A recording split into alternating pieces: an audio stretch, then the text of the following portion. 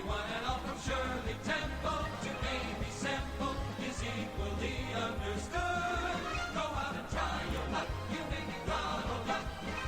Hooray for Hollywood. Ladies and gentlemen, boys and girls, children of all ages, you are listening to a Religion Broadcasting premiere podcast.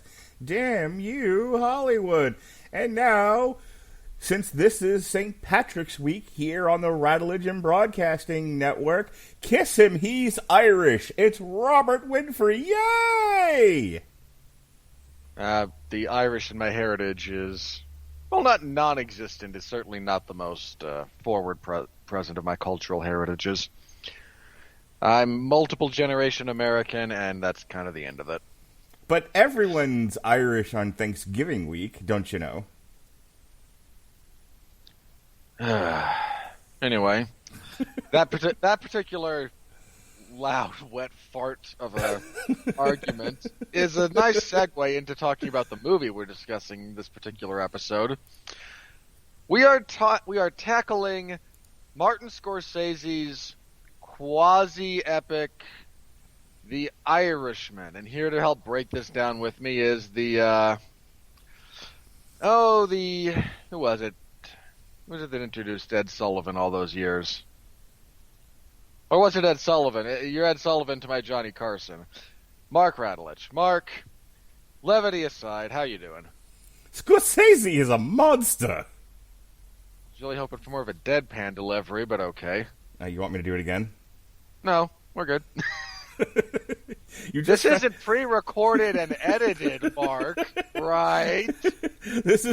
Look, you just fed me the line. I went for it. Once again, you go for things. Sometimes you hit it out of the park. Sometimes you whiff. You just said, do the line, and I said, okay, I will, because anything for a gag. You didn't tell me, but when you do it, make sure you sound dead to the world.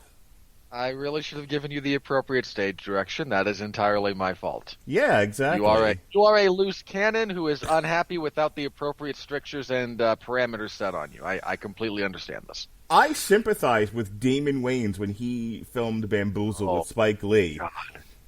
And I go to this reference every time. He wanted to do XYZ, and Spike Lee was like, no, Damon.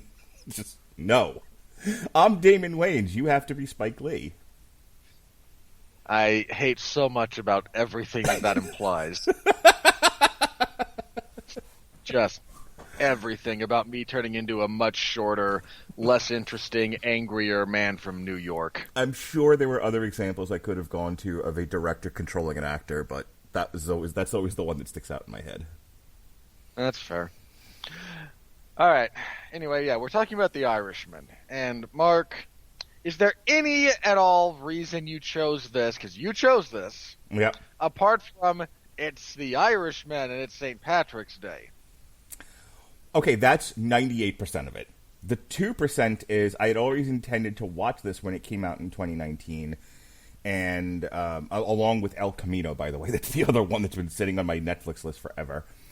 I had always intended to watch the movie, and because of so much other stuff that we do on the Religion Broadcasting Network, and life and health and other commitments, I just never got around to it. And I had heard that it was 12 hours long. No, Mark, if I were to describe the viewing experience of The Irishman, it's like living 2020 again. It kind of felt like that scene in A Clockwork Orange where they're flashing images to Alex in the chair and they have his eyes like taped open. Yep. And he just freaks out because it's a sin to use Beethoven's music that way. Yeah, pretty much. It's kind of how I feel about the Five Satins in The Still of the Night. Which, as an aside, every time I hear that song, all I hear is my father going, shove it up, shove it up, shove it up, shove it up. Like, why are you saying shove it up your ass in The Still of the Night? Because that's what I hear them saying. And I'm like, you're weird, Dad.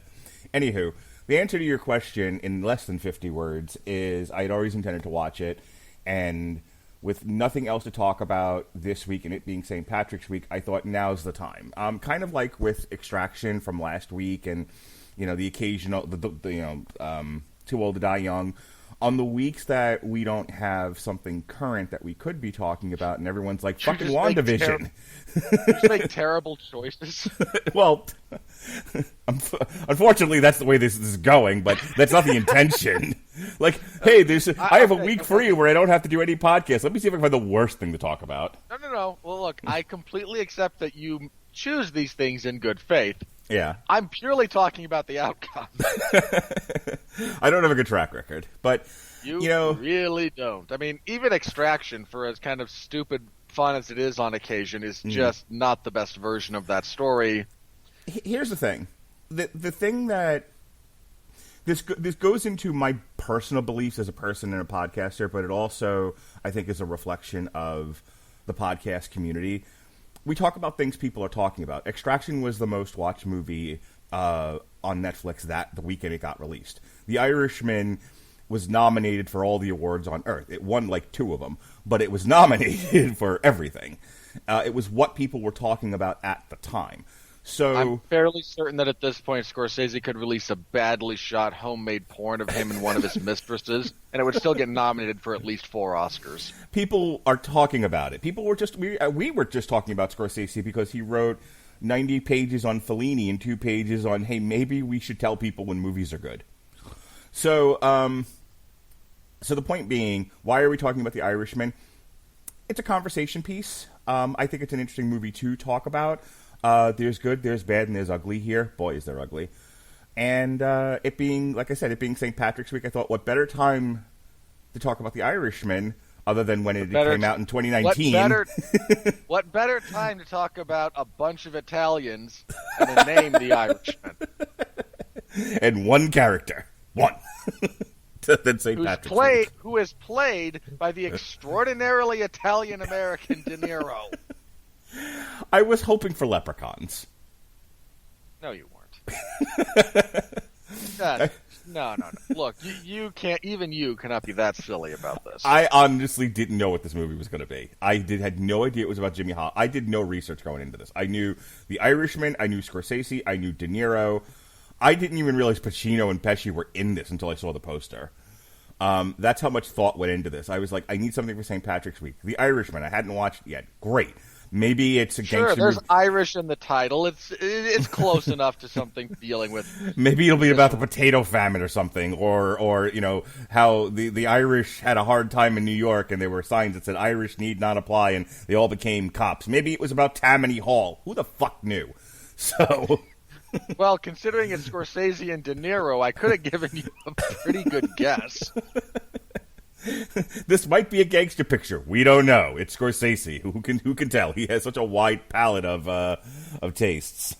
The last 30 years, he's done so many different things. Supreme irony, I suppose, of that being he actually has somewhat diversified over the last 30 years, give or take. Yeah. Well, what he's known for, though, are his gangster pictures. My favorite is Casino, by the way. Of course it is. I think of all the Scorsese pictures that I've seen, and later when we get to the news, we're going to actually do a list of Scorsese films. I think, I have to, when I think about like favorites in, conversations about favorites, it's always for me, it always has to be, well, what's the one that I remember? What's the one that's most memorable? What's the one that was most impactful on me that I've seen? And it's always Casino. I remember where I was. I remember who I saw it with. I remember the night that I saw it. I've seen it tons of times. I've wanted to show it to people. It's a movie that excites me. I love everything about Casino. So it's my favorite. Fair enough. So let me ask you a question. All right. Before we get into the plot of this thing. So okay. You agreed There's to do not a lot this. of plot. Yeah, really. You agreed to do this. You agreed to do this as a favor to me, and we like talking movies, even bad ones. What was you? I'm detecting a bit of reticence to have watched this thing, and I'm not talking about your viewing experience because we'll get into all of that. But even going into this, you didn't watch it when it was contemporary, when it came out in 2019. I'm curious as to, when you knew this was a thing, and you're very aware of what Scorsese is and does, what made you decide, I'll let this one pass me by? The runtime approximating the lifespan of most domesticated dogs. So you knew that even when it was released. Like I guess that was the talking point about this, was that it was it was so long. This was one of the big things about it. Like, hey, Netflix is releasing The Irishman. It's Scorsese. It's De Niro. There were two big selling. There were a couple of that's one of the big selling points that went into this was, hey, De Niro, Scorsese, 2019, getting the band back together, and a lot of people kind of just shrugged their shoulders. And then, hey, look, we're gonna follow De Niro's character through this epic lifespan of his character, sort of. And he's going to do the whole thing. So come see the technological achievement of digitally de-aging this man back to his, kind of not full-on prime, but, 40s, when he's in fact, an 80-year-old guy who can barely walk. And there was a lot, and so the technological curiosity was certainly there. And then I looked at the runtime. And then a few people came out of the time warp and the time dilation factor that this movie causes and said, it's really not all that great. And I just kind of went, you know what? I don't need this. I really don't. Okay. And then about a year later, Mark goes, hey, guess what? Okay. So the plot then. Yeah, all right. The plot is, if I just give you the broad strokes of this plot, you would wonder how this thing became 3.5 hours long. Then you remember it's Scorsese. So we follow the character of Frank Sheeran, who is this is all ostensibly based on true events, some of which is hotly contested. Okay, this whole movie was adapted from the book I Heard You Paint Houses, and I think I said this to you before we started the podcast. It feels like they just tore pages out of the book, storyboarded them, and filmed it. And when the runtime went 18 hours long, Scorsese was like, "Whatever, it's Netflix." Yeah, I don't find that a terribly inaccurate summation of how things went. So, ostensibly our narrative framework for this is old man Sheeran talking to a priest or reporter about the history of his life. Again, there's a handful of things that are represented here that are somewhat disputed in terms of the historical context and archive. I think the killing of Crazy Joey in particular was somewhat proven to not have been a Frank hit, but they give it to him here anyway because it was a famous mob killing. And to whatever value you want to give to the former mafiosos who have talked about this, Frank was also not the one to kill Jimmy Hoffa. But so that's our narrative framework. So the movie jumps around in terms of its chronology. So I'm going to take this from as straight a timeline as can be done. And if you watch the movie, this jumps all over the place. But Frank Sheeran is a truck driver in the Philadelphia area.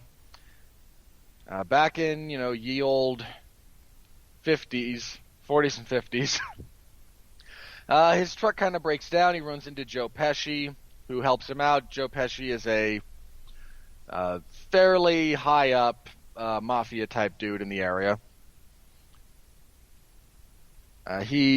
Frank starts skimming from his meat truck deliveries to deliver to a slightly lower level mafia guy. Hey, free beef that you can then sell.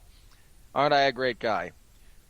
Because he is a trucker, he's a member of the Teamsters Union, which is of course run by Jimmy Hoffa at this point in time. Over the course of his, behaviors, he kind of gets caught stealing, but because he is a Teamster and Jimmy Hoffa has as much power as about one human being can have at this point in time,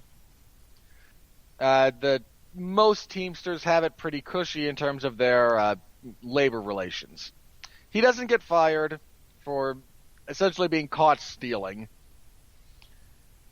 He starts improving his lot in the mafia, and they start asking him to do more brutal stuff.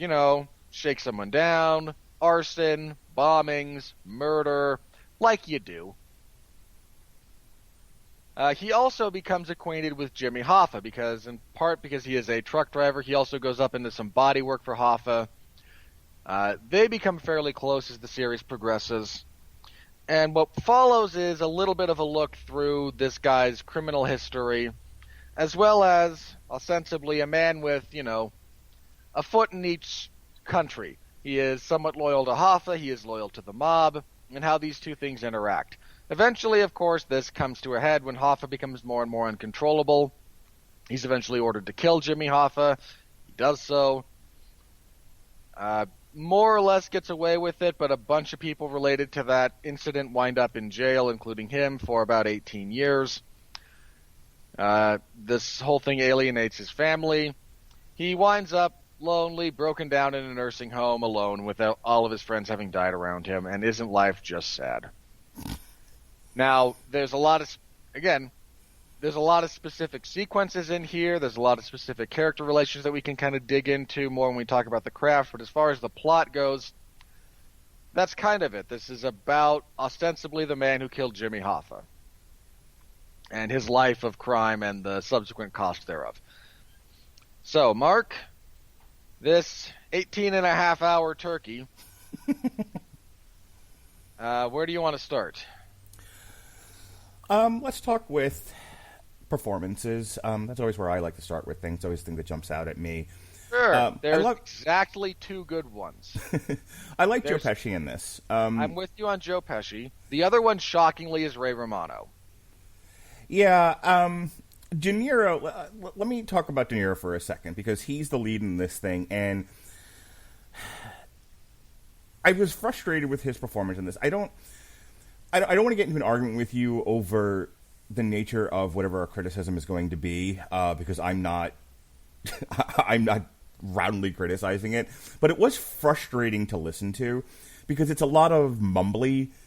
It's a lot of him it's a good performance in the sense that he's created this character who apparently struggles with the English language and doesn't always know what to say, and who stumbles over his words. I mean, to be fair, he is supposed to be from Philly. Yeah, well, that's my point. Like, I'm not going to discredit an actor for creating a good character performance when that's exactly what they did, but the character itself is annoying. And that's kind of here, is you're having to follow this mumbly, guy who here's the thing, he's our point of view character, but other than actually killing people because he's told to, he's not doing anything. Like when I think about De Niro in Casino, just as an example, De Niro's kind of the Hoffa character in Casino. He's put in a place, but he starts doing stuff, and when things don't go his way, he does other stuff, and he starts agitating the mafia around him, and it causes all kinds of tension. Then there's his relationship with Sharon Stone, which is volatile and dramatic, and it's one of the things that really ropes me into that movie. Here, the problem with De Niro's performance and his character is everything is just kind of happening around him. The star of this thing is actually Hoffa. This is more like Hoffa's story, but it's told from the perspective of the guy that allegedly killed him, which is an interesting dramatic trick, but he's not that interesting of a character. He's just kind of a blah, mumbly, dope-faced old guy, and he's even old when they've digitally de-aged him to, I guess his 20s or 30s when he's driving the meat truck. There's a couple of things I have to talk about technically when we get to we get that when I kind of get my turn about talking about good, bad, and ugly. But okay, but that was my frustration with this. I started talking about Joe Pesci. Joe Pesci is known for his performance in Wise Guys, and I joked early on. I made an Animaniacs joke, and there's in the Animaniacs there's the pigeons called the Good Feathers. That's actually what I was referring to. And, of course, Joe Pesci is known for these, over-the-top, wildly violent characters. In here, and even something like My Cousin Vinny, where he's such a broad comedic character, that's what everyone knows Joe Pesci for. Even stupid shit like The Super. Here, he's so he downplays all of that. He's very reserved. He's very what's the word I'm looking for? He's very like zipped up in his performance. Very soft spoken. Even when he's like, and there's a lot of mob talk in this movie. So if you're like frustrated by sort of nuanced, vague mob talk, this is not the movie for you, because that's 90% of the dialogue is, you know, them speaking in euphemisms and making vague, you know, connotations to things and kind of alluding at stuff, and no one says what they mean directly ever. In 3.5 hours of this movie, no one said a fucking thing directly, except for maybe Jimmy Hoffa. But who's played by, help me, Al Pacino. Al Pacino. Thank you, Al Pacino. Good grief. Well, I'm old and my brain is failing me, and my teeth hurt. But yeah, it is what it is. So Joe Pesci, I use the word understated, and sometimes that comes across as a negative. In this case, it's absolutely a positive. I think his quiet calm in this movie serves the character and serves the narrative really, really well. I like the fact that this wasn't, you know, if people are thinking about like previous mob pictures that they've seen and how everyone's kind of over the top and violent and loud and everything else, like the whole 3.5 hour experience for me was, other than the guy that plays Tony Pro, whose name escapes me, Stephen Graham. Other than his performance, which was sort of loud and obnoxious, the whole movie is full of like understated performances. I don't think Anna Paquin said more than like 2 words the entire time, and she's on screen a fair amount in the second half of the movie. But it's a lot of you know, acting with your face at the camera. You know, if the mafia is supposed to be this underworld thing that, you know, people don't even acknowledge really exists, and you know, and everything has to be done under the cover of night, the players in this movie and the direction of those players, I think, served that aesthetic very well. So that's what's good about this. I liked Al Pacino as Jimmy Hoffa. I don't know that much about Jimmy Hoffa. You are one of the few people who has had that reaction to that performance. Okay, I thought I enjoyed it. You know, I don't know if people are just caught up in they didn't like the character, but I thought his performance of said character was fine. If I may offer the counterpoint on this one in particular. Sure. This is nothing but Pacino doing a Leonardo DiCaprio impression in terms of how much scenery he can possibly cram into his mouth at any given point in time. Okay. You said that offline before I watched this, and I thought about that as I was watching it, and I'm like, I don't know. I guess I don't have like the real Jimmy Hoffa to compare it to, but I thought it was. I didn't think he was that bad. Hold on. This isn't even about comparing him to the real guy. Okay. This is seriously just someone who, at the drop of a hat, flies off the handle. And that's not the worst character trait, except this is supposed to be a person in a position of power who is able to leverage that. And if he's this unstable, he never would have been that successful. That's a fair point. I guess it didn't occur to me as I was watching it, you know, that's on me. Like, my personal viewing experience, take from that what you will, is I did not see him necessarily chewing a tremendous amount of scenery or doing, you know, or going offhand, like say, like I said, you know, like Joe Pesci does in previous Scorsese movies. This was for me just. I don't feel there was a tremendous amount of direction given to either De Niro or Pacino. Mm-hmm. Scorsese threw money at them to be in his movie. When they said yes, they kind of did so on the condition that, all right, you get to shut up. You give us some broad notes at the beginning of this, then you point the camera at us. I'm going to be De Niro, he's going to be Pacino, and that's how it's going to be. And everyone just kind of went, yeah, sure, it's a good time. Yeah, so, I mean, look, if you want to... I think if you wanted to say De Niro sort of mumbles at the camera for 3.5 hours and Pacino yells "hoo-wah," okay, it didn't bother me. I guess De Niro bothered me. Pacino didn't. You are more bothered by, and I don't mean this as a negative. This is just I think your viewing habits. Stuff that is more understated is more likely to bother you than stuff that is overstated. Yeah, that's absolutely true. I like understated. I just did a whole thing on Pesci and his understated performance, and it didn't bother me. But he had, even for the character he's playing, appropriate elocution. Where De Niro tends to just fall back on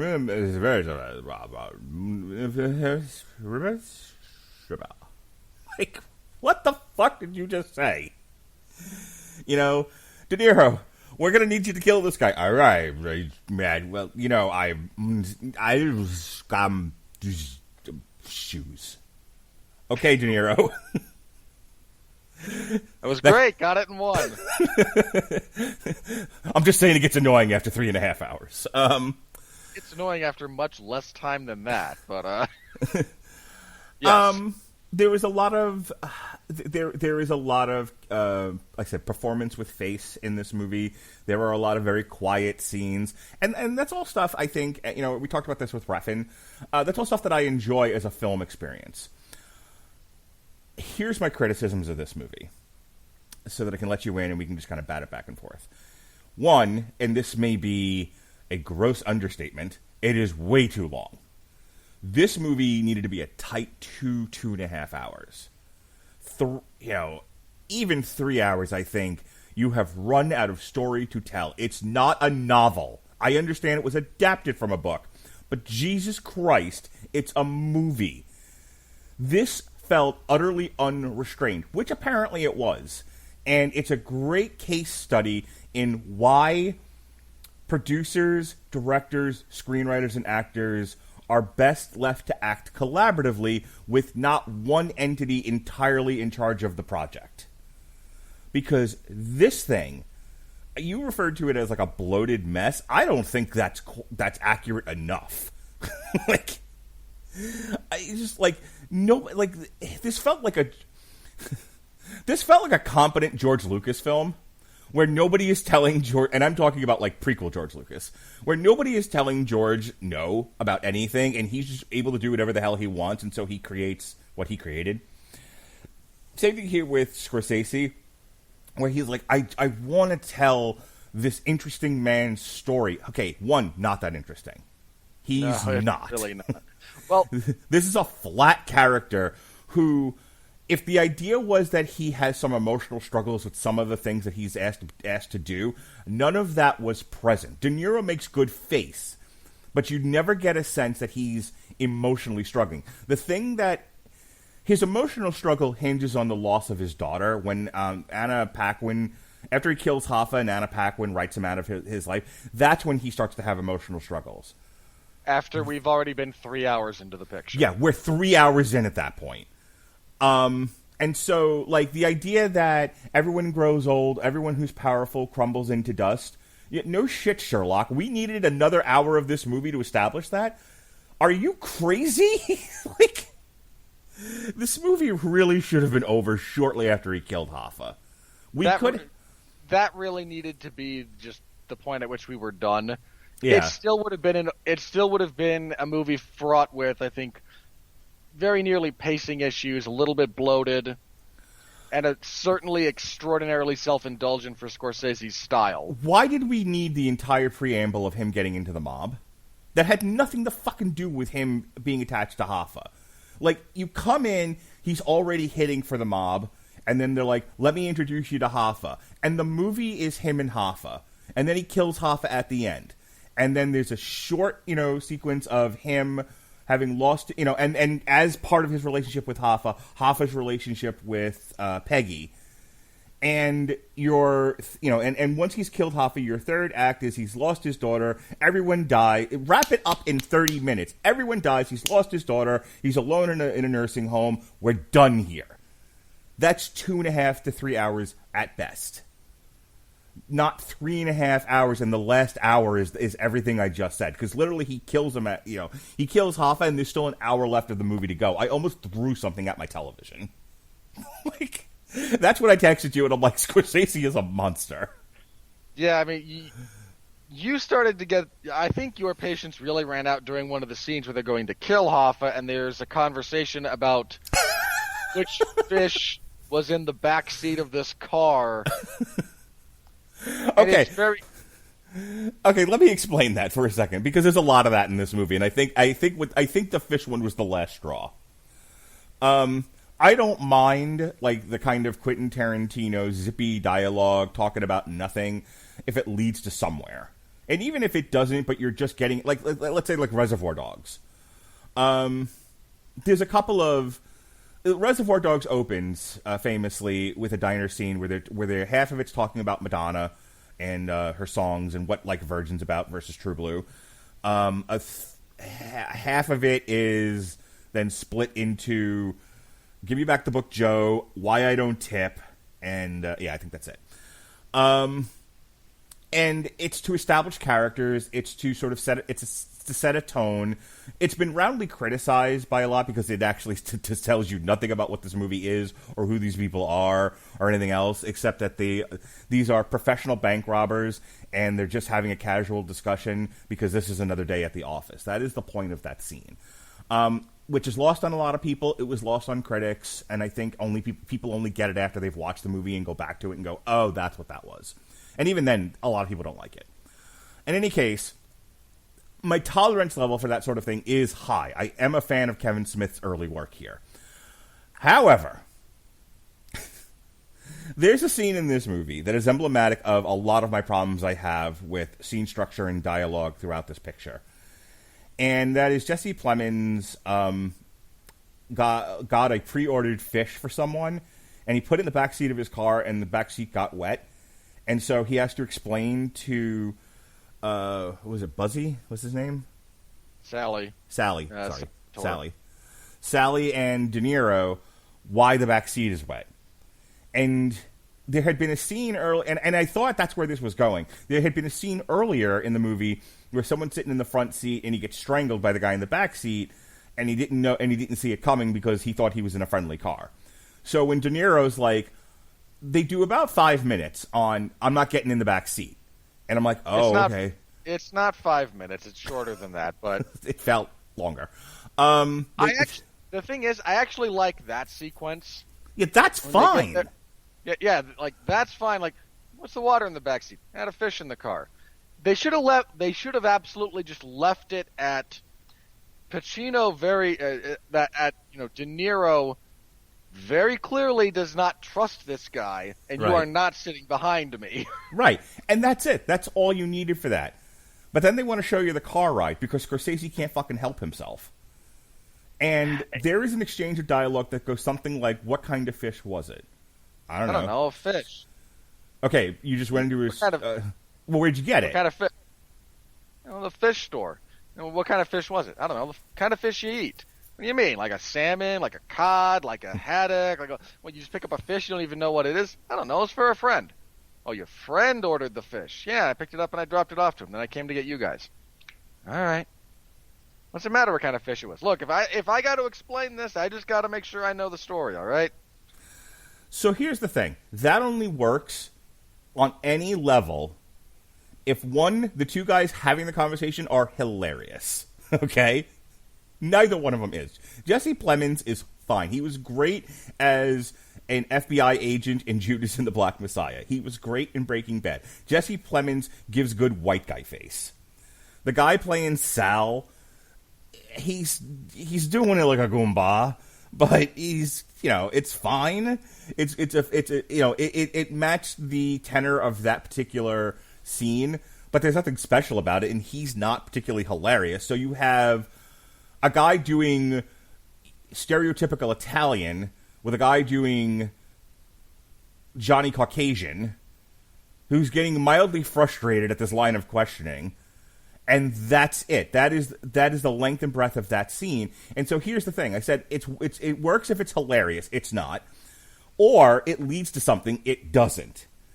It only would have worked in as far as leading to something if this whole cock and bull story about the fish was in fact a lie, and that it was a cover-up for something else, and that something else leads to something having to do with De Niro or Sal in that scene.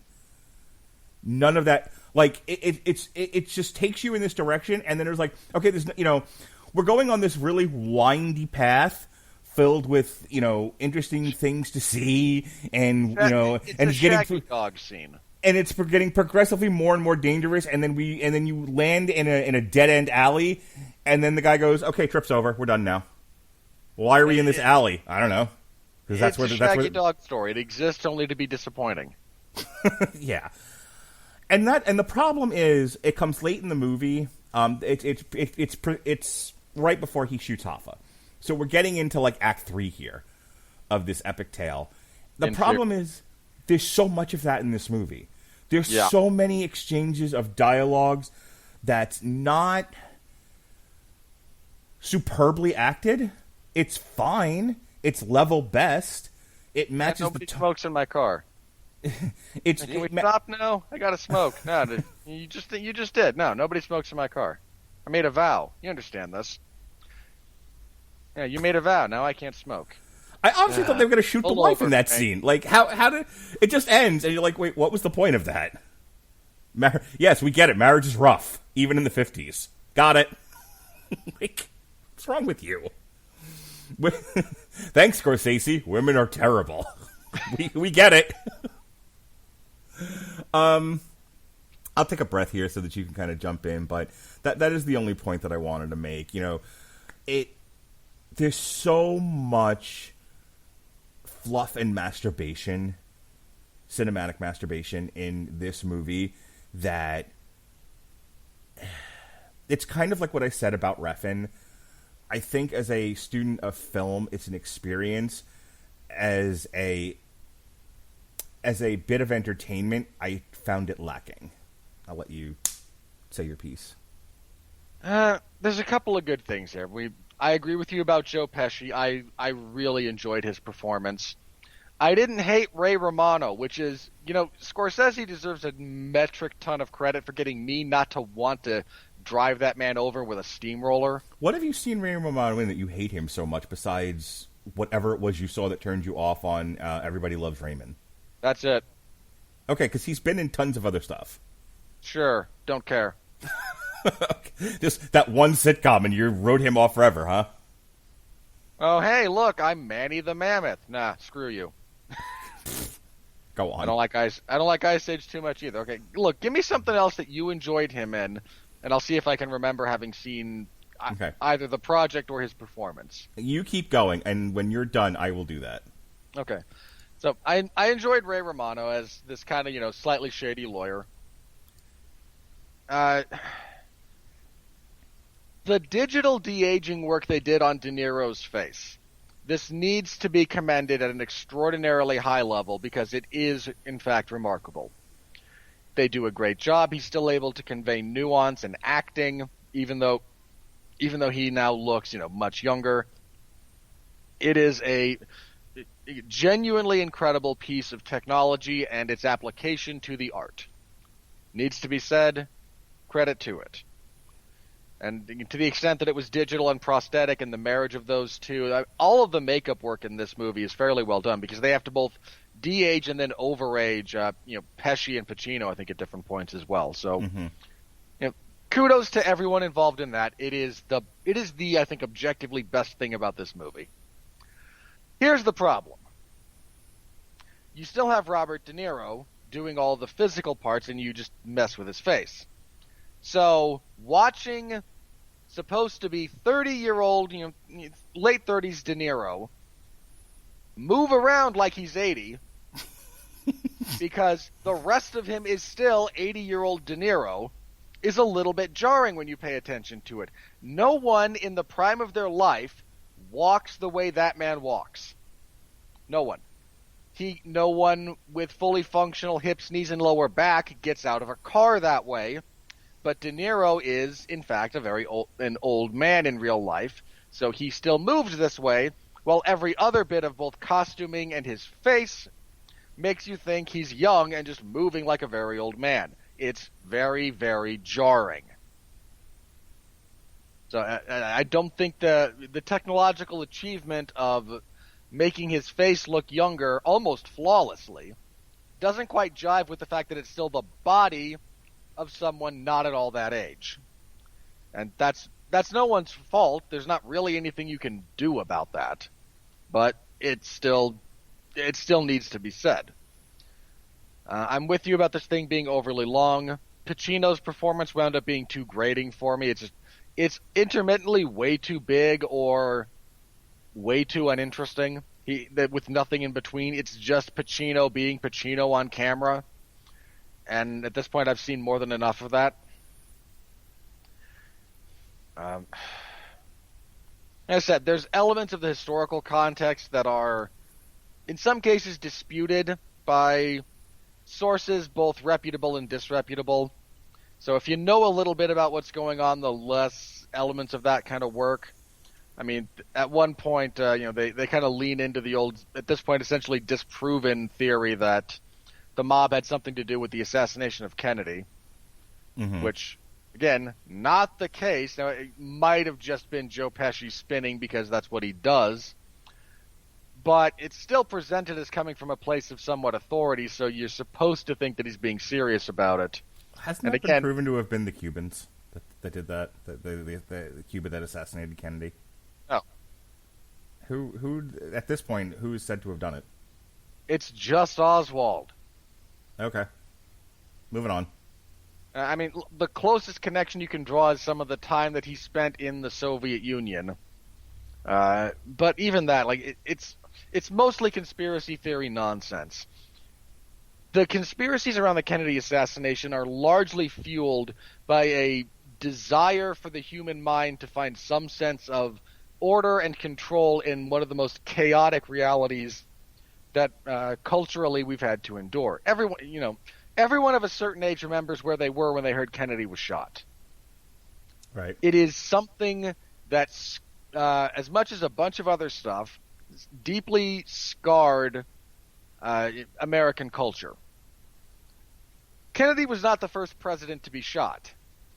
He was not the first president to be killed by an assassin. He was the most recent, and given the advent of television and the connectivity of the country at the time, the most public in that respect. Okay. But it was just one guy who got a bit of a plan, had a little bit of know-how, and was just crazy enough to do it. And everyone just kind of went, no, you can't kill the leader of the free world if you're just one guy. There had to be more to it. Never mind that, two other presidents were shot by essentially nut jobs with little support staff and a lot of luck. Yeah, I was going to say they shot Reagan too. Let's not get let's not get excited here. People taking shots at presidents is a thing that happens. Yeah, but for some reason, the Kennedy one is the one that endured. I mean, I forget the first president who was killed. I want to say Garfield, who was literally just shot by a mentally disturbed guy on a train station, like on a train platform. All right. Anything else about the? First, to answer your question, he had a main role in Vinyl, which I really liked him in. I really liked the show. Apparently, I was one of the few people who liked Vinyl. You are the only person I've ever heard say anything positive about it. I've never watched the show Get Shorty, but apparently he was on that. The Ice Age stuff you're aware of. And then he's done... he got nominated for an award for The Big Sick, which came out in 2017. And yeah, I haven't seen any of the rest of the things that he's in. I haven't seen... Look, his presence on a project is... Welcome to Mooseport. I didn't watch that. Neither have I. All right. Anything else about the craft of this movie? No, it is just a long string of self-indulgences on the part of Scorsese. I think there is a decent story in here somewhere, but he tries to tell like 8 different variations on this story. He tries to tell a self-indulgent mob picture. He tries to tell a story about the assassination of a public figure in the form of Jimmy Hoffa. He tries to tell a cautionary tale about, even the most powerful men get old and die horribly and alone. Well, not necessarily alone, but die horribly because old age comes for all of us.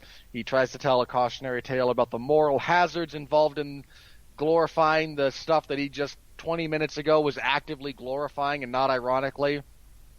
Like, there's no centralized vision for this particular piece, And it ultimately falls apart, I think, in no small part because of that.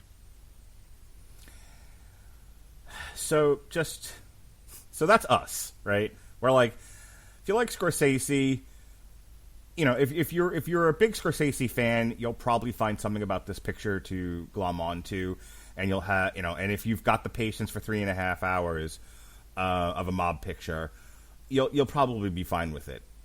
But I do need to read this because, like, you've now heard these two amateur podcasters more or less shred this movie. The Irishman premiered at the 57th New York Film Festival and had a limited theatrical release on November 1st, 2019, followed by digital streaming on Netflix on November 27th, 2019.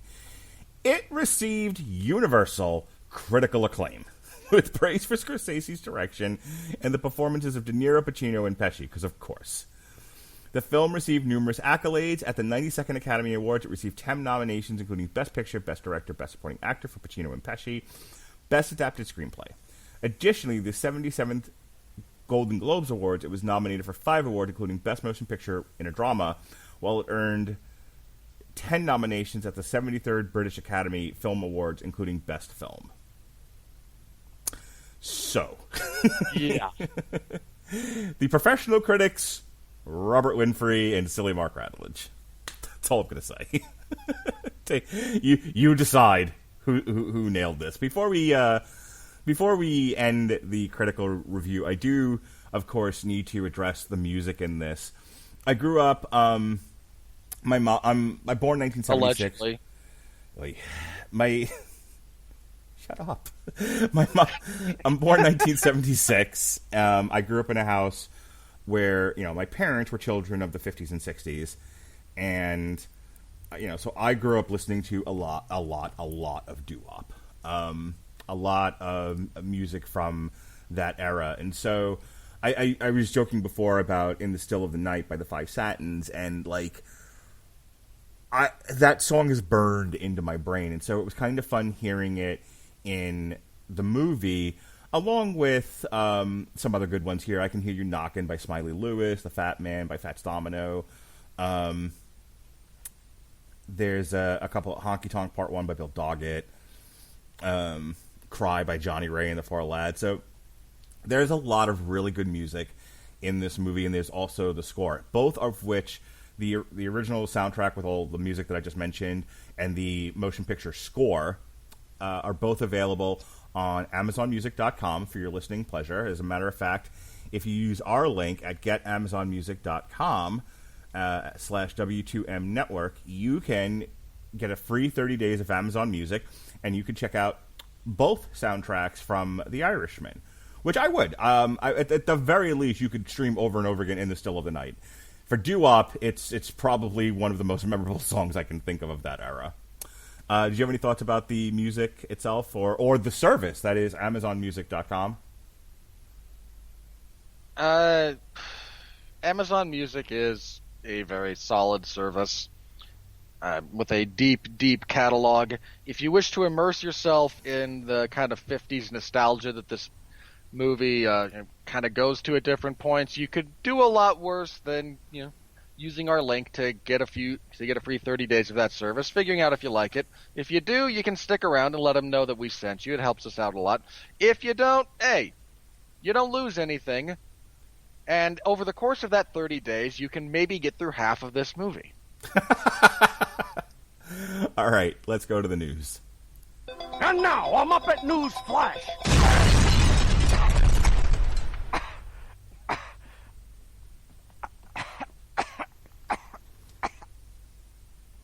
So we're doing something different today. This being St. Patrick's Week, this being a 2019 film, I didn't want to necessarily do a, what's in the news. So, the Scorsese conversation we had a few weeks ago kind of got me thinking about his entire history of filmmaking, and I thought, wouldn't it be fun to spend a segment just talking about the length and breadth of his filmography? And we're going to structure it this way, because what better way to do that on a podcast than with a list? Who doesn't do a list? Who doesn't love a list? So we went to the best list-making website we could find, which is Ranker.com, And we've got one here from June 8th, 2020. The best Martin Scorsese movies, as voted on by you. About 1.5 thousand voters. And we'll go in reverse order here. And how far down are we going to start? Just at the very bottom? At the very bottom, yeah. We can do these in quick succession, these bottom ones, but I thought, let's build up to number one, not start at number one and go into shit no one cares about. Yeah. All right, so number 37, which actually only got 37 downvotes and 8 upvotes, American Boy, A Profile of Stephen Prince. It's a 1978 documentary about Martin Scorsese's friend Stephen Prince, best known for his small role in Easy Andy. Terrific.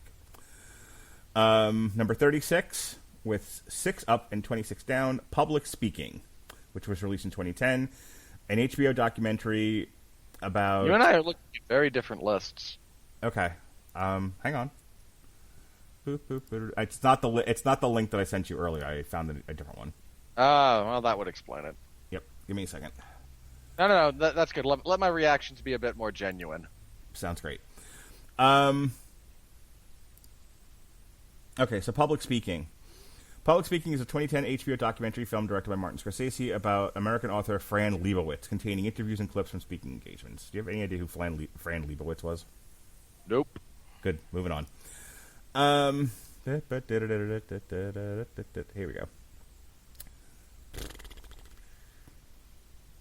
35. The Big Shave, 1968. The Big Shave is a 1967 6-minute short film directed by Martin Scorsese. Okay. Here's one you might have actually heard of. Coming in at number 34 with 13 upvotes and 41 downvotes, New York Stories, starring Kirsten Dunst and Woody Allen. Directed by Francis Ford Coppola, Woody Allen, and Martin Scorsese. New York Stories is a 1989 anthology film.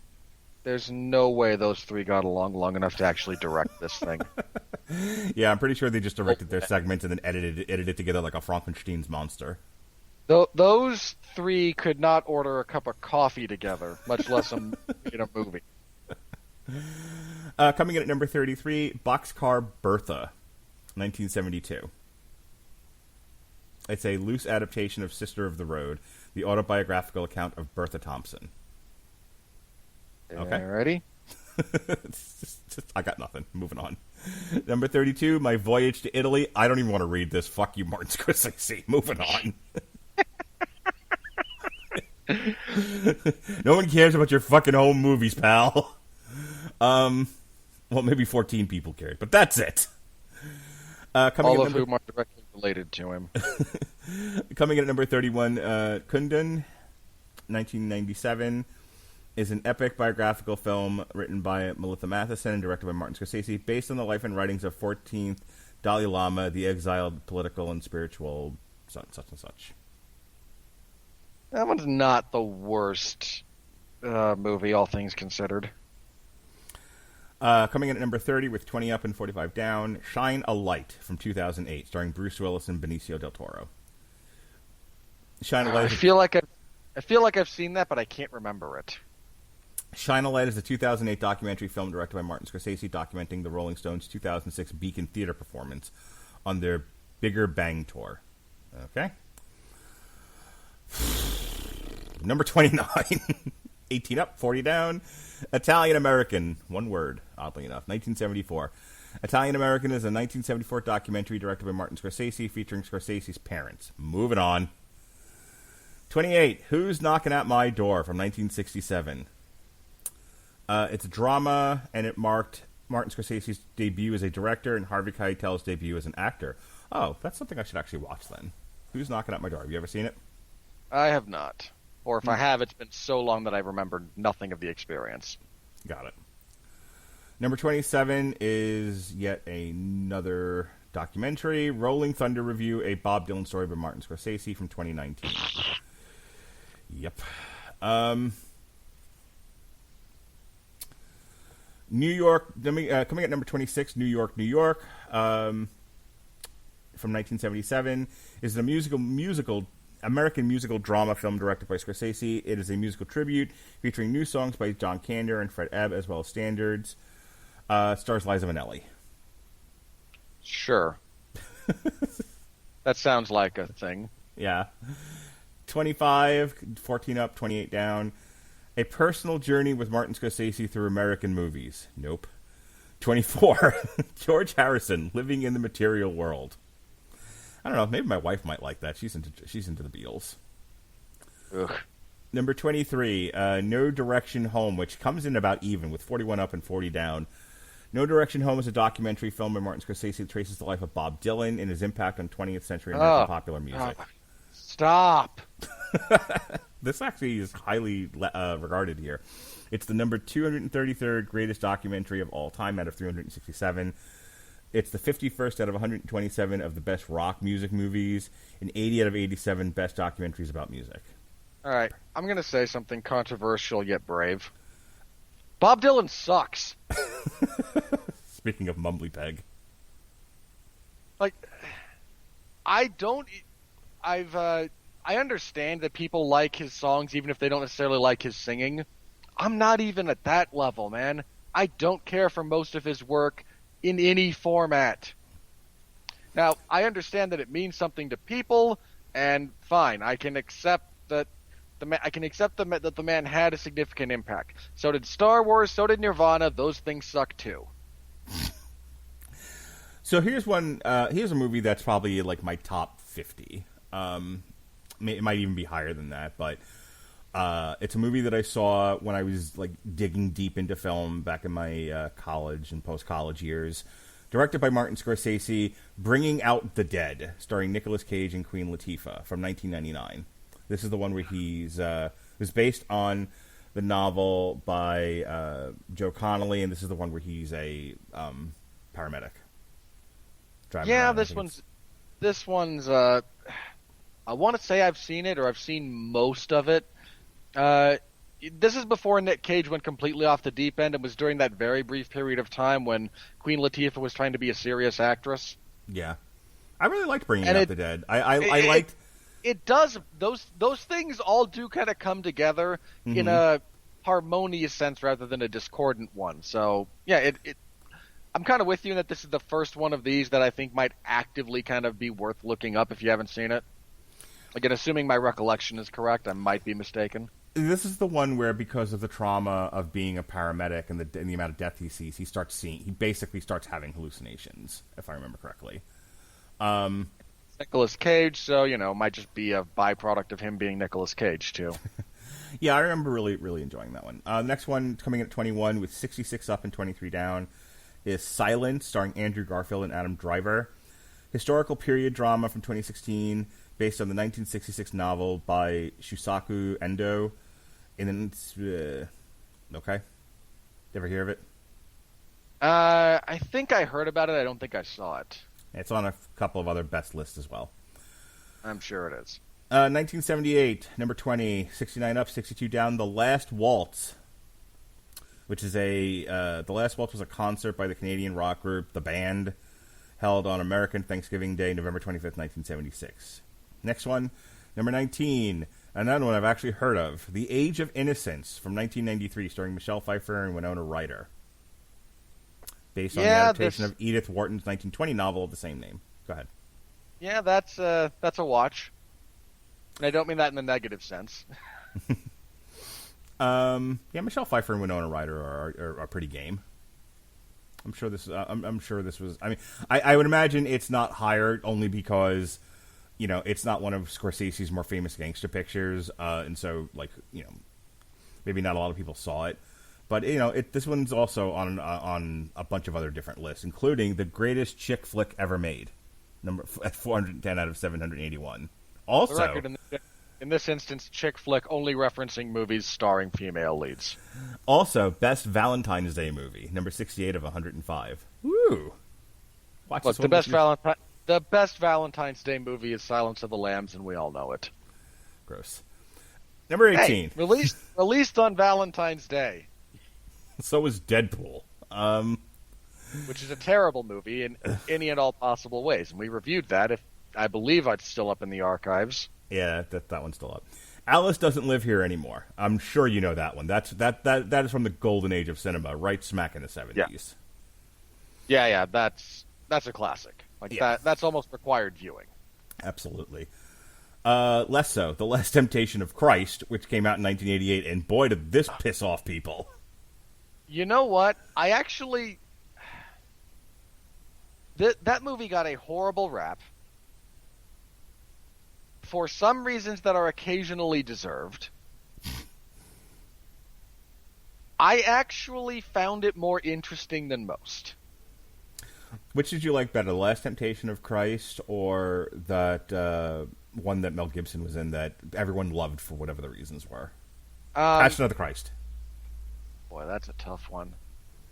They're so different. Like, they're such wildly different movies. I see. Just as a brief aside, I get why like the profoundly religious people of the Christian faith like that movie. I think because of the event experience and what it's about. As far as not from a technical standpoint, I think from a technical standpoint the movie is good. But it is. From a structural narrative shit happening on screen standpoint, yikes, is that movie a hard watch and not particularly good.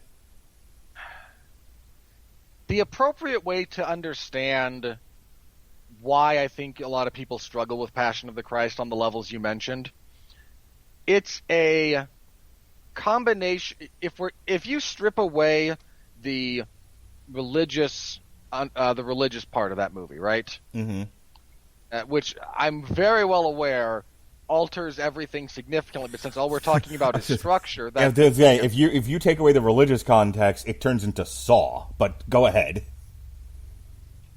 But since what we're talking about is structure here, that actually is illuminating about why different people will struggle with different aspects of it. Right. There's other movies you can do the same thing with, like people who struggle with you mentioned people who struggle with the Saw franchise. I still defy anyone to watch the first Saw movie and tell you and come away with the implication with the understanding that it's what you thought it was in terms of structure and what it's going for. Later entries, not so much. But people struggle with the first one more because of a few of the camera tricks than because that they use to convey intensity, or the fact that they don't actually show a lot of violence in the first Saw movie. They show you like images of still photos because they didn't have the budget to film everything, so they used little tricks like that to help get around it. And some people just don't care as much for some of the tricks used, and that's what kind of dovetailed into their dislike of the movie. So if you take away elements of context, it can help kind of reveal other structural problems that you might be having. In the case of Passion of the Christ, it's a combination of a grindhouse and a snuff film. And if those aren't your bag, you're going to struggle with that. Right. Unless you're a religious person. So round that back to now The Last Temptation of Christ.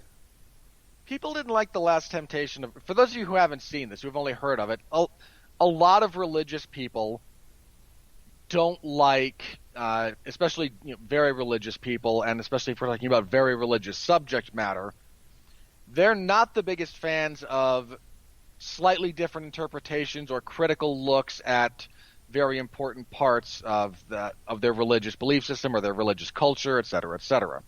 And you don't get more integral to the Christian faith than the actual sacrifice that Christ made for all of our sins, right? Like, this is kind of it.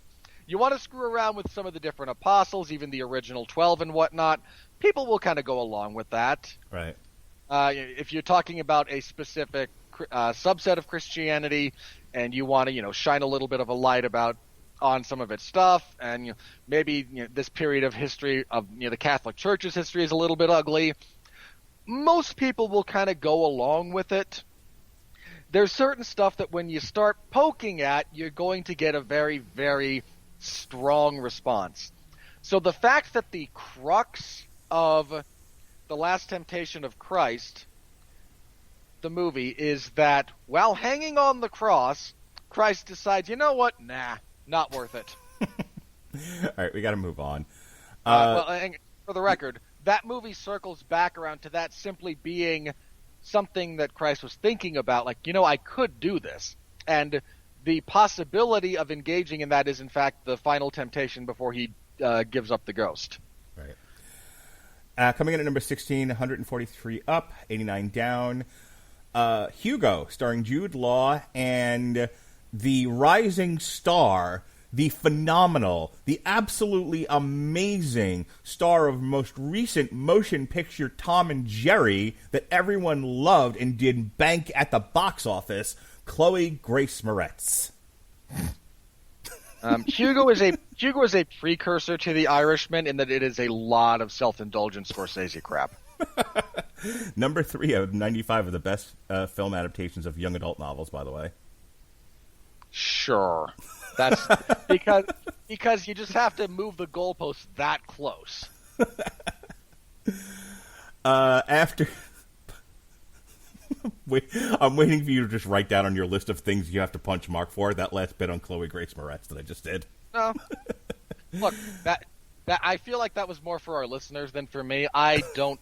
Oh, that wasn't for you. That was absolutely for the listeners. Look, that for the record, that bit needs a little bit of context. There was a group chat where we discussed Chloe Grace Moretz after Tom and Jerry. And the question was asked, how's her career going? And Mark missed bits of the context and so launched in. And one of the things it came across like he said Tom and Jerry was going to kill her career, which I thought was asinine. That's the crux of it. And to be clear, if that had been the sum total of the point being made, I would have agreed with your assessment of the point. Mm-hmm. You missed a bit of context, and then in part of your attempted argument, you stepped on a landmine of mine. Yeah, I did. Like that was the best use you've ever had of that Homer sinking back into the bushes gif. Yeah, I was like, whoops. I'm just going to back out of this now. Yeah, you did not. You took. That was an unintentional shot at the king. You were aiming at somebody on the other side of the dais. Yeah, that got a little too close to me, and I responded with disproportionate. Yeah, you did. I like signed off a chat for a few days because of that. Number 15. I was like, I don't need this. I'll talk to him in a few days. So everyone else gets this. Mark used the it's not for you, quote unquote defense when talking about Tom and Jerry. To be clear, I meant specifically for Gavin. I don't care. All right, number 15, with 111 up and 52 down rather. After Hours, starring Martin Scorsese and Terry Garr from 1985, which is a black comedy. Written by Joseph Minion, starring an ensemble cast that includes Rosanna Arquette, Griffin Dunne, Linda Fiorentino, etc., etc. It's on a bunch of different lists as well. Number 14, The Color of Money, starring Tom Cruise and Paul Newman. Very famous film. For the record, 14 is way too low if we're talking about Color of Money on the list of best Scorsese movies. That is way too low. Okay, well, let's see what you think should have been higher. Next one is Hold on. We haven't talked. There's at least 3 that we haven't talked about that this is better than, including The Aviator.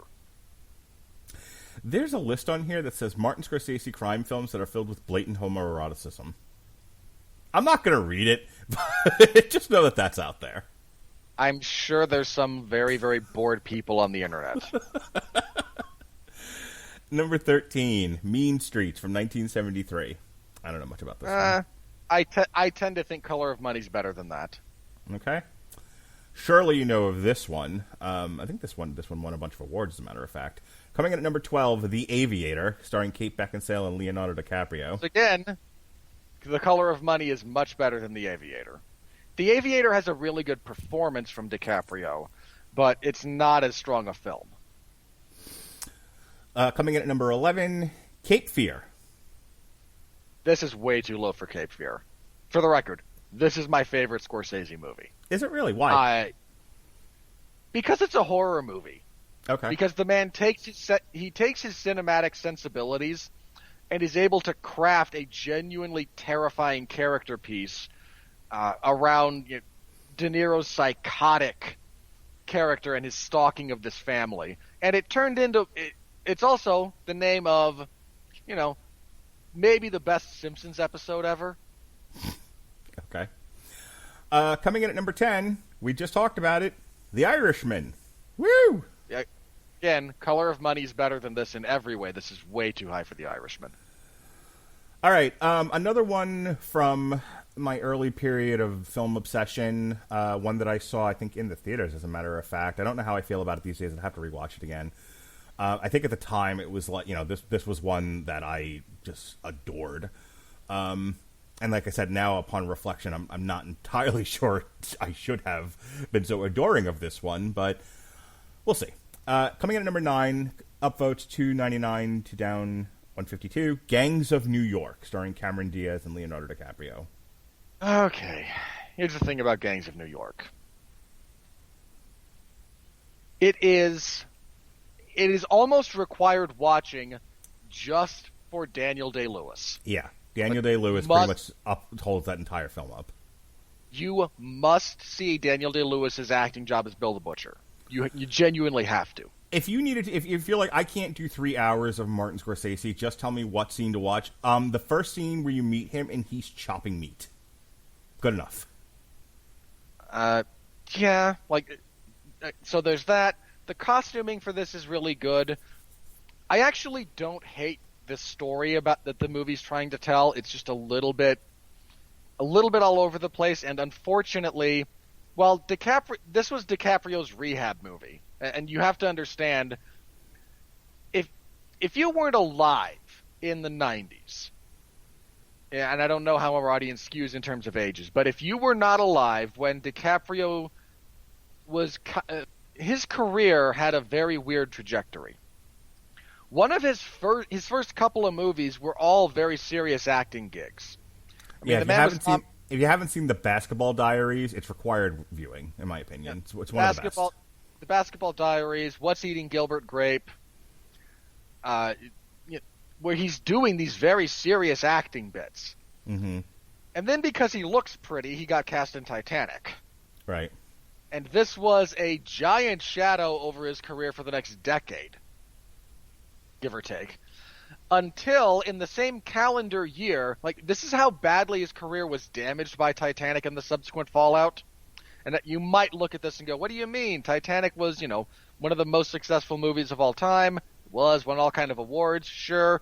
But imagine being this, teenage heartthrob in that movie and then trying to do anything else. Right. It was a giant albatross around his neck. Which is crazy, because go back and watch The Basketball Diaries. That final scene where he's trying to get his mom to give him money for drugs and he's screaming at the door and crying and carrying on.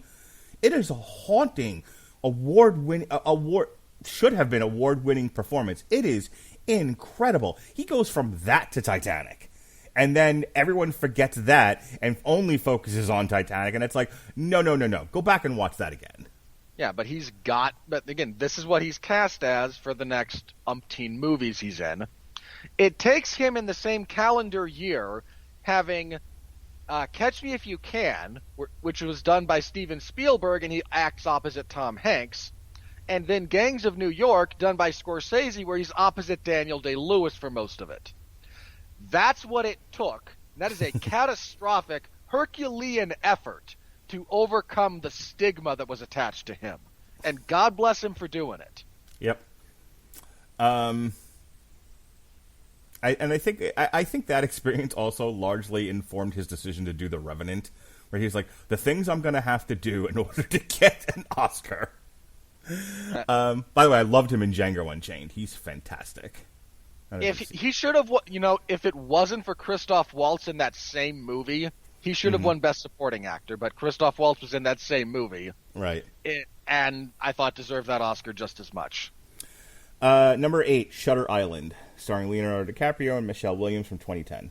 Probably, I would have this higher. I actually really like Shutter Island. It's one of my top 5 personal favorites. I love I like Scorsese taking his cinematic style and doing something a little bit different with it. There's a lot of what's the ending of this actually mean? There's a lot of very great tension-building sequences. You've got some great performances. I mean, the cast in this movie is excellent. You're following DiCaprio. You've got Mark Ruffalo. You've got Ben Kingsley. Ted Levine's in there briefly. Just top-notch, top to bottom. This is a really fun kind of psychological thriller film. And again, it's up there in my I would not say it's his best, I would not say it's his top 5, but it's one of my top 5 personal favorites of his work. Coming in at number 7, The King of Comedy, which was in part influential of the Joker movie.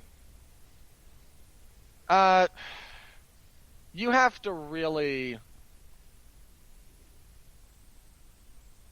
You have to kind of be into Scorsese to watch this movie. It's well received, it's fairly popular, but it didn't do a whole lot for me. Coming in at number 6, and this is the one that I think should be higher. This bothers me that it's only at number 6. Casino, which that's a little bit low for Casino. Yeah, Casino should probably be number 2, I think, if we're talking objectively. Yeah, I would have even gone as low as 3, but 6.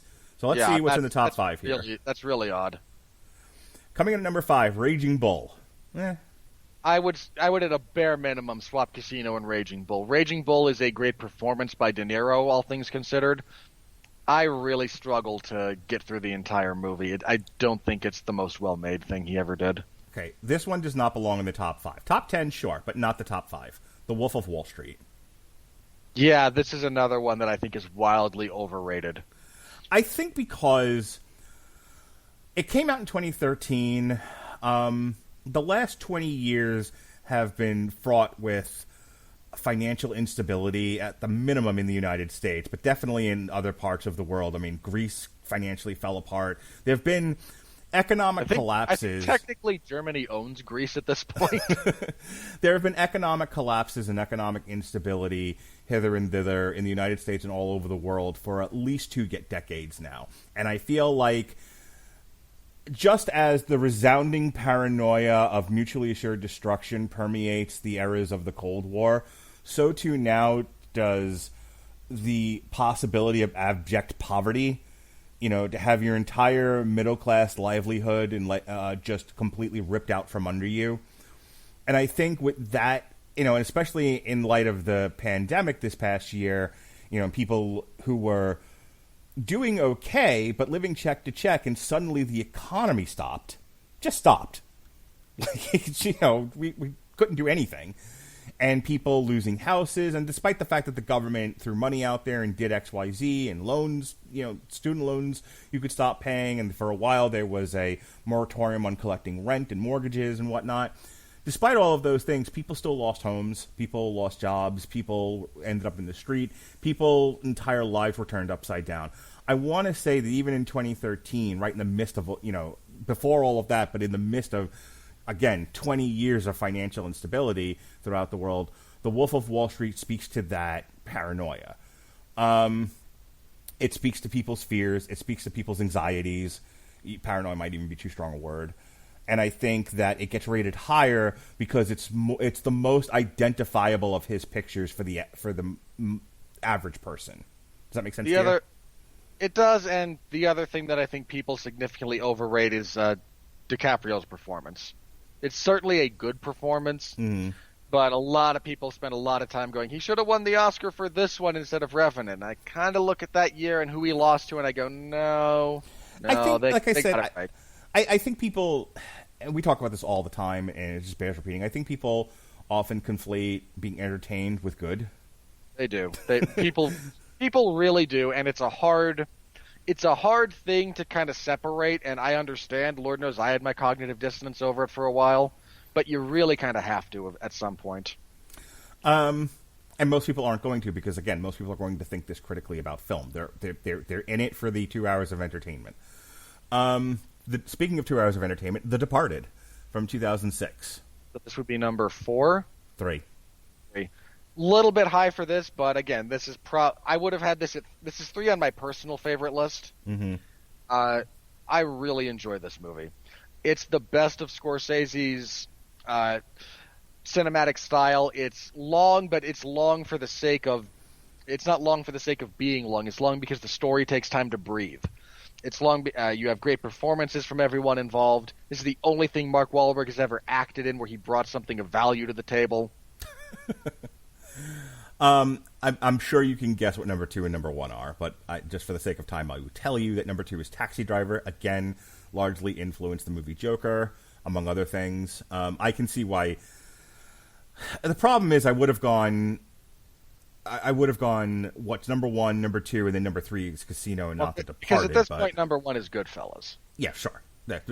Ta-da! I would have, at a bare minimum, I would swap I actually think Taxi Driver is better than Goodfellas. Mm-hmm.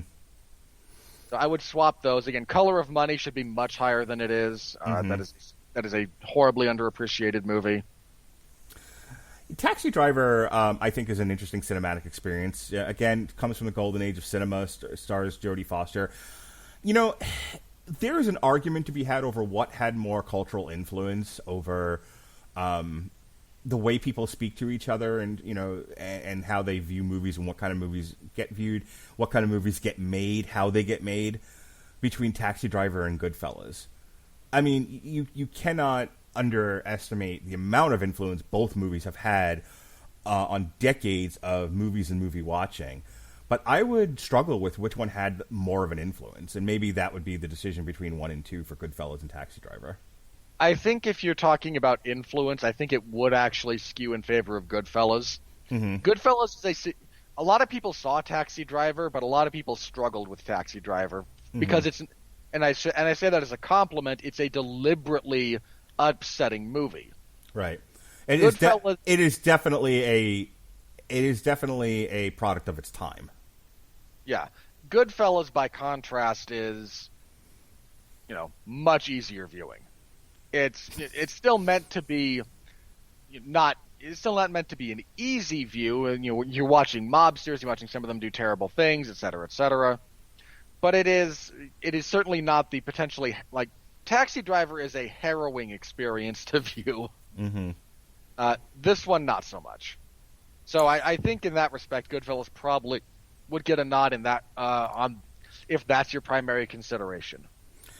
All right, that was fun. We don't generally do those, but I thought that generated some good discussion, and I think I've had about as much of Scorsese as I can deal with. So what do you say we do the critical review? How about that?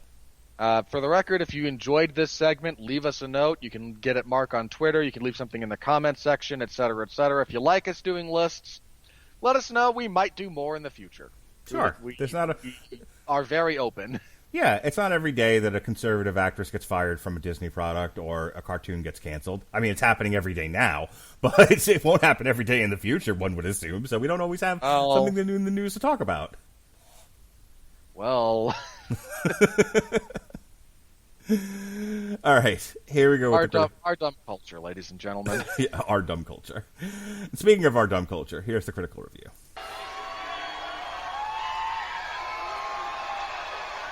Are you ready? No! I said, are you ready? No, God! No, God, please, no! No! No! No! The critical handjob that this movie received is brought to you by Grammarly. For you listeners of Damn You Hollywood on the Rattlevision Broadcasting Network and the W2M network, Grammarly is offering a free download of the Grammarly software. Grammarly's AI-powered products help people communicate more effectively. Grammarly helps you write mistake-free on Gmail, Facebook, Twitter, LinkedIn, and nearly anywhere else you write on the web. Grammarly corrects hundreds of grammar, punctuation, and spelling mistakes while also catching contextual errors, improving your vocabulary, and suggesting style improvements. So to download Grammarly today, go to getgrammarly.com/W2M network. That's getgrammarly.com W2M network. Again, getgrammarly.com W2M network to download Grammarly for free. All right. Are you ready to bear witness to this handjob? Sure. Let's see here. Richard Krause of Richard Krause. I'm not going to do it. Why? Dance, monkey. Because I have suffered and our audience has suffered enough as it pertains to this show. The Holy Trinity. De Niro, Pesci, Pacino, hand in late career work that feels like the culmination of a lifetime of character studies. Look, I might be convinced that this is some of Joe Pesci's finest work ever. I think there's a genuine argument to be made in that respect. When it comes to De Niro, and especially Pacino, bull. The Godfather exists, sir. Jeffrey Zhang of Strange Harbors. The Irishman looks inwards and acts as a sorrowful dismantling of one's own myth-making. No. I struggle to see where you arrived at that conclusion using the text to support your argument, sir. Wesley Lavelle of CinemaSite. Scorsese makes movies that Scorsese likes. Damned be anyone else who doesn't care much for them. All of That his is true. All of his stylistic touches are here, but there's a certain hollowness to the whole affair that's admirable, even if not likable. No. Okay, hang on. Let me slightly rephrase that. I can certainly respect uncompromising artistic vision. And I think if you can't, that's to your personal detriment. That's not the same as saying, well, this is an uncompromising artistic vision. Shouldn't that, in and of itself, be enough to be laudable? No, it means you acknowledge that, but you don't necessarily shy away from talking about what is more objectively tedious about the project. Charles Kaplinski of Real Talk with Chuck and Pam.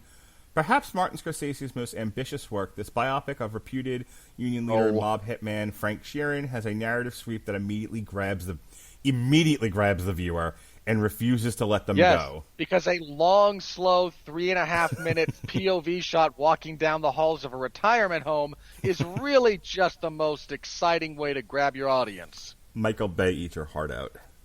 Screw that guy, too. A.S. Hamra of The Baffler. I saw The Irishman in a huge theater on a giant screen, and I did not want to get up. Didn't want it to end, and could have watched another hour of it if there was one. You, sir, are on drugs. Yeah. Look, you couldn't get up, and I assume you couldn't get up because you were asleep. And this is just a giant metaphor for you wanting a nap.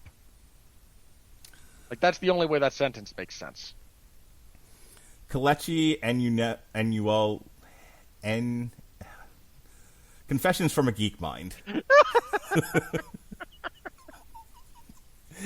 Reiterating I wish this was more of a bit and me just unable to pronounce hard-to-pronounce names. I want you to actually try to pronounce this person's name. Ehennulo. Ehennulo. Where is this from? Confessions from a Geek Mind. I need to know the genesis of the last name. Moving on. Reiterating my love of Scorsese, it's his ability to experiment that makes him a compelling director. Every film he directs is worth the time, and The Irishman lives up to that billing. Sir, we just did 36 movies in short form review that say to the contrary. Yeah, no. Look, I will actually kind of accept I do kind of agree that Scorsese's willingness to experiment with genre, his willingness to kind of take his style and see how he can kind of twist it around to work in slightly different contexts is in fact a compelling aspect of his filmography and his filmmaking. The fact that this movie in particular is nothing but a string of his excesses somewhat underscores, or rather undercuts, the point you're trying to make. Tom Beasley of Vulturehound. A titanic, towering crime drama with a tangled narrative web to fit its epic runtime. It's pure cinema. You, sir, needed Grammarly, so it would just tell you that string of alliteration was a bad idea. It's pure cinema as only a maestro like Scorsese can deliver. No. Shea Vissar of Film Days. The great performances and incredible filmmaking making this fictionalized tale of Frank Sheeran a story to end the decade, one that has seen many changes within the film industry, and hopefully introducing a new era of Martin Scorsese. Well, at this rate, his next film will be an entire era long. Adrian Martin of Screen Hub. A paradoxical, melancholic, but thoughtful and engaging film well directed by Scorsese. Okay, no. Wait. Before you go on, I'm going to add this to it. Ricardo Gallegos of Pilovra, Scorsese rewards patience with a third act you won't forget. See, that's really the problem. He doesn't. He asks you to be patient, which is fine. Look, there's scenes in this movie that are good. I mean, we didn't get too much into it, but there's some very good stuff here. So for the sake of fairness, the scene where De Niro calls Hoffa's widow, Yeah. in particular, stands out to me as a very, very good sequence. There is good stuff here. I really want to make sure that's clear in case it sounds like all we did was bury this thing because of our structural issues with it. A lot of like the Pesci De Niro stuff, which is mostly held up by Pesci, especially when Pesci has decided Hoffa has to go, is phenomenal.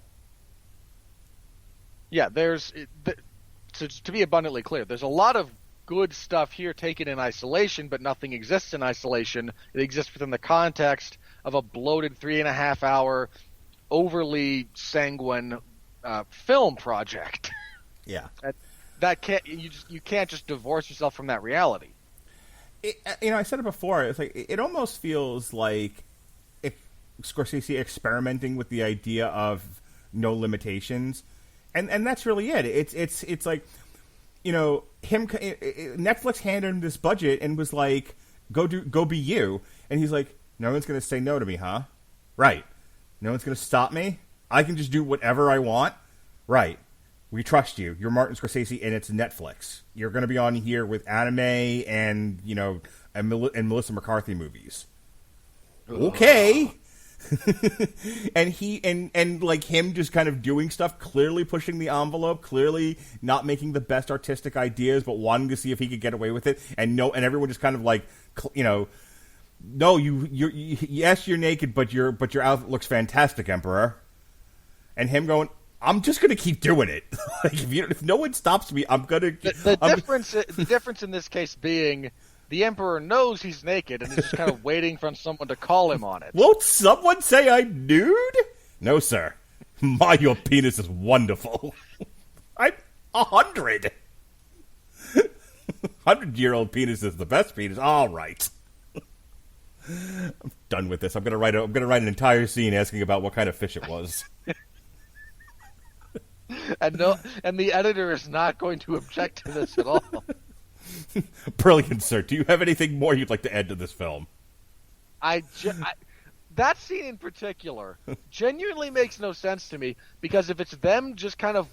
There's a better scene there where they're just intense silence. Right. Where De Niro is, very trepidatious and conflicted a little bit.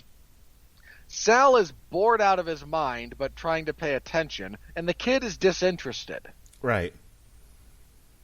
Like, the dichotomy there, it's not actually a dichotomy, it'd be a trichotomy, but the contrast between all those three characters in that one sequence could have been done shorter with a static camera shot of them just emoting with their faces. Instead, we get a discussion of the various kinds of fish that you get in that part of the world. Emmanuel Noizet of the Movie Blog. Despite mediocre visual de-aging effects. Get bent. And an unnecessarily long runtime, The Irishman is an impeccable tale of life, regrets, betrayal, and friendship. If only you take away the things that are good, then hey, it's even better. No, you suck. I'd hardly call this a masterpiece for Scorsese, but this felt like a film he could do in his sleep. Probably did. So I had this dream, right? Guys in a car talking about fish. And then there's Jimmy Hoffa and this daughter getting sundaes. Jimmy Hoffa really... And there's this other guy. He's going to call him a cocksucker all the time. It'll be hilarious. Then he'll show up in shorts. But who comes to a meeting in shorts? Because you get it, he's old, and the other guy's not as old, but still old. Casey Chong of Casey's Movie Mania. Melancholy and poetic. Think of it as Scorsese's monumental gangster epic equivalent of the late Sergio Leone's nearly 4-hour masterpiece, Once Upon a Time in America. No. Wow, did you reach for that one? How did you...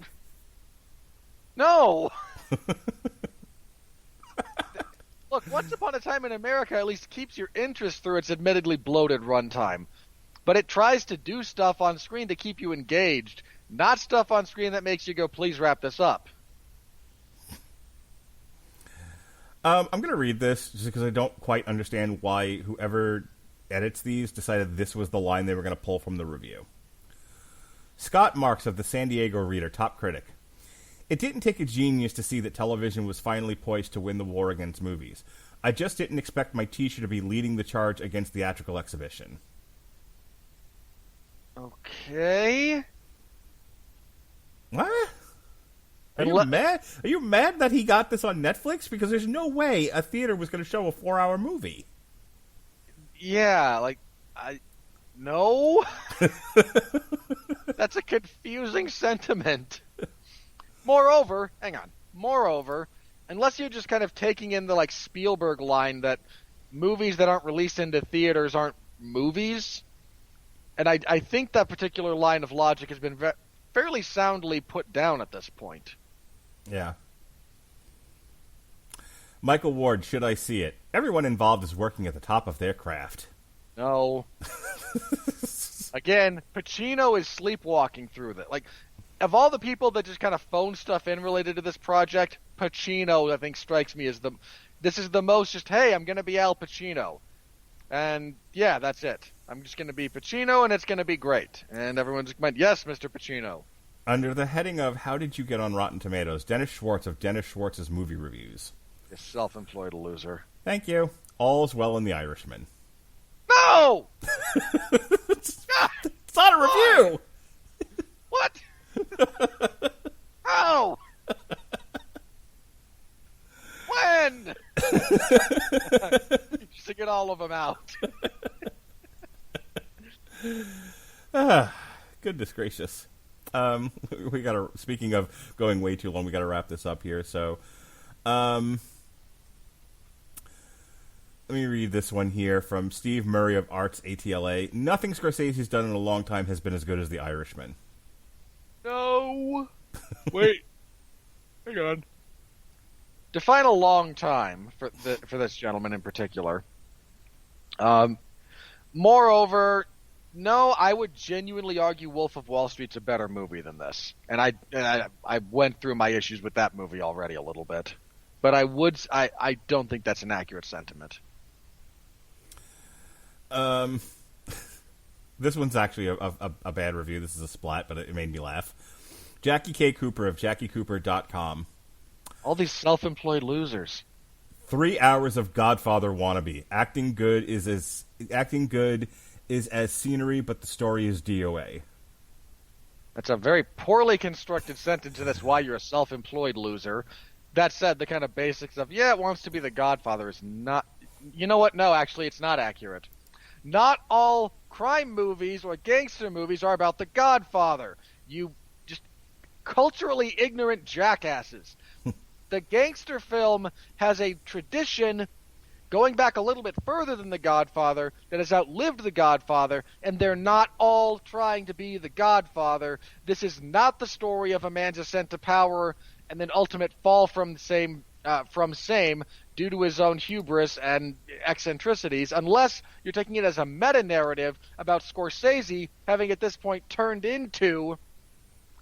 why am I suddenly blanking on the name of the main character in The Godfather, but I am.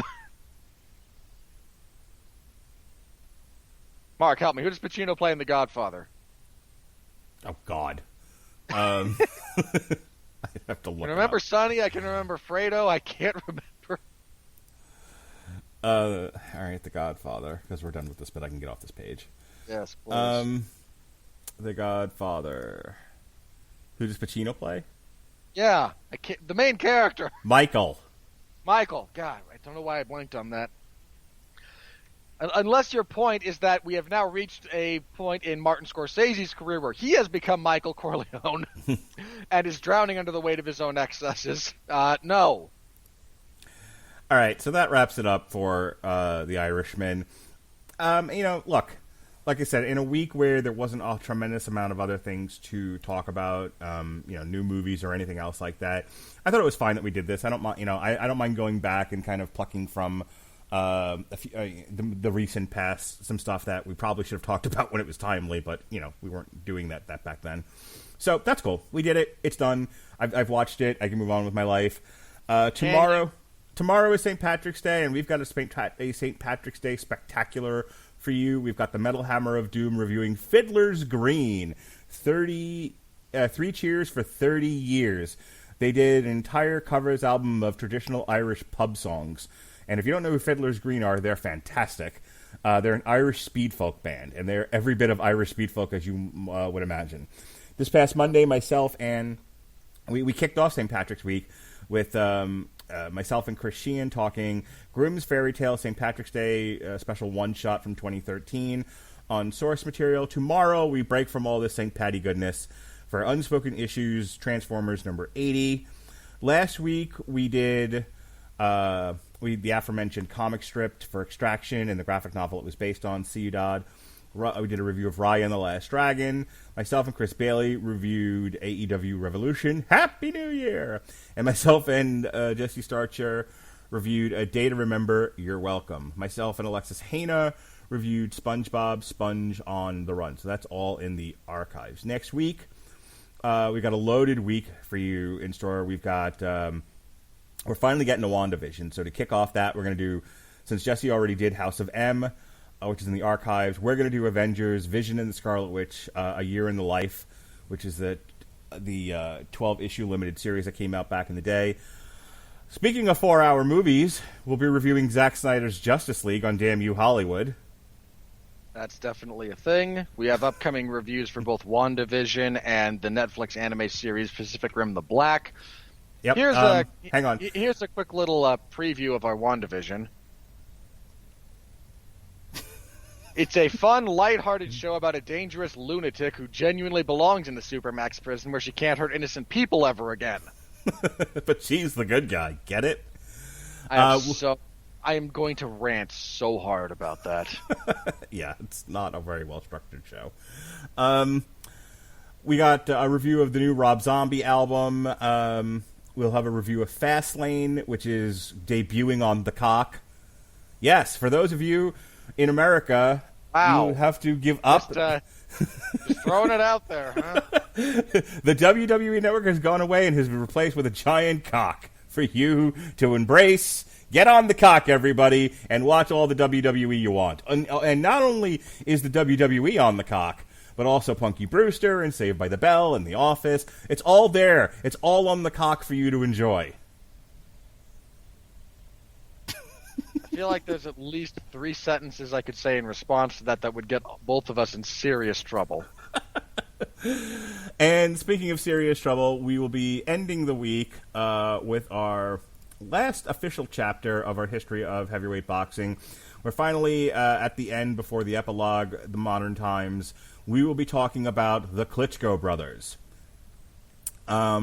Also, if only you could have fused them into one super fighting machine, you would have had maybe the perfect boxer. You really would have. Also, Friday the 26th is when the Invincible show on Amazon starts, and to commemorate the launch of that show, we'll be dropping a syndicated source material for Invincible Volume 1, the graphic novel. So stay tuned for that as well.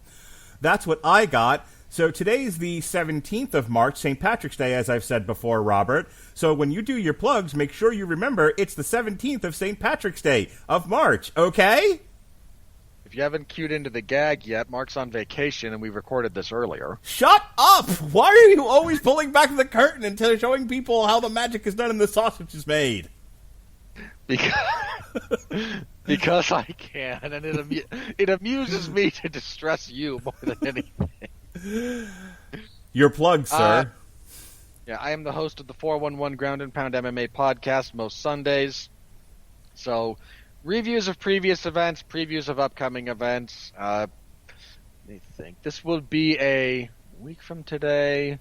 So we'd have a review of UFC on ESPN Plus 45 and a preview of UFC on ESPN 21. So we'll be previewing the Derek Brunson versus Kevin Holland card. Good God, Tai Tuivasa is on the co-main event. What has become the sport of kings? Boxing? No, horse racing. What's the matter with you? Oh, you're right. Sorry. So you can find that. You can find our reviews of other movies and television here on the Rattleton Broadcasting Network. That's always a good time. Let's see. What did we review last week then?